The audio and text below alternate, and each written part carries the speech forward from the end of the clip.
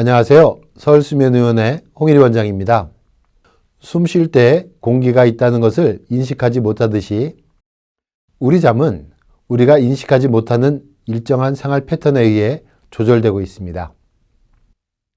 해외여행이나 과다한 업무 혹은 스트레스 등의 상황에서 잠의 리듬이 깨지거나 불면증, 하지불안증 혹은 불안장애 등 여러 가지 질환의 치료 과정에서 다시 생체 리듬을 복원하기 위해 노력을 해야 합니다. 그래서 생체 리듬을 복원하고 잠을 잘 자기 위해 일상생활에서 지켜야 할 포인트를 4가지로 정리해 보았습니다. 첫 번째, 일정한 시간에 일어나야 합니다. 두 번째, 아침 햇빛에 30분에서 1시간 노출해야 합니다. 세 번째, 잠자기 2시간 전에 잠잘 준비를 해야 합니다. 네 번째, 억지로 잠자려고 하지 않아야 합니다. 생체 리듬을 유지하기 위해 기준점을 만들어 줘야 하기 때문입니다.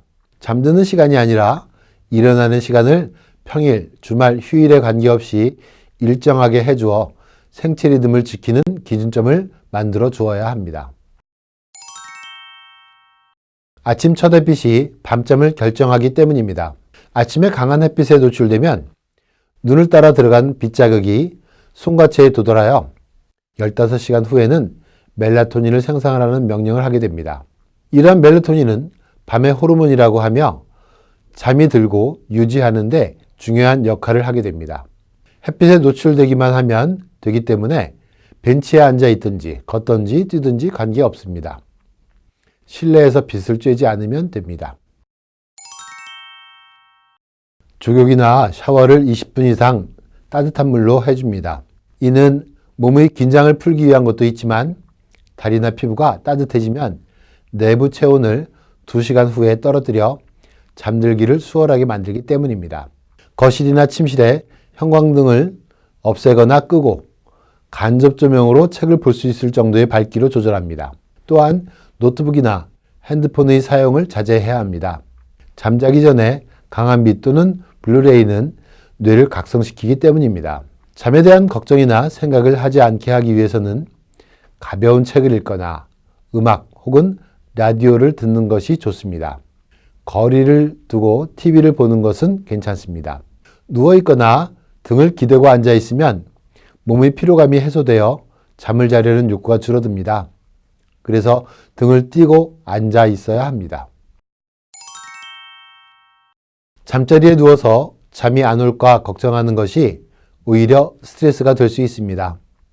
그래서 원하는 잠자는 시간에 2시간 전부터는 절대 누워있지 않고 앉아 있다가 잠이 올 때 침대로 간다고 생각해야 합니다.